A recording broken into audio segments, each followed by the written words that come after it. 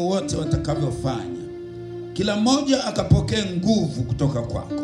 Madhabahu ikanene amani, madhabahu ikanene furaha, madhabahu ikaachilie mafuta katika jina la Yesu Kristo.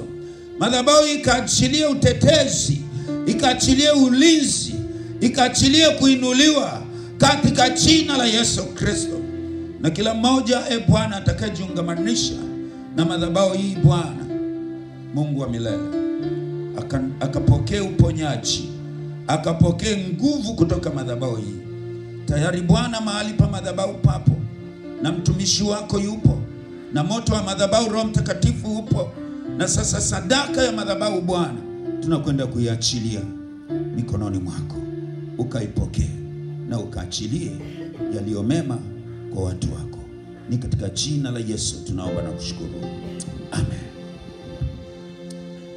Tunakushukuru Bwana. Tayari mtumishi wako amekwisha kutaja kila kitu. Tunasema asante kwa sababu tunajua maombi haya yamepata kibali mbele zako.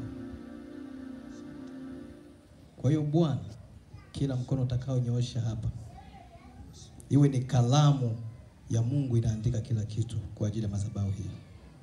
Angalia mioyo yao jinsi wamejitolea kuwa hapa tangu asubuhi. Ni kwamba Bwana, ukiangalia mioyo hiyo, ikufanye wewe Roho Mtakatifu kuwa baraka katika maisha yao. Kwa hiyo atakayenyoosha mkono mahali hapa, na watakavyorudi wasirudi jinsi walivyokuja tena. Tunashukuru kwa sababu tunatamka kama alivyosema Sulemani alipokujengea jengo, alisema atakayekuja na mzigo arudi umetua. Milango hii imewekwa rasmi wazi ili wewe Mungu utukuke, sio sisi hapana. Lakini kikumbuka wewe Yesu ulipotaka kuondoka ulisema, Baba nitukuze ili utukuke.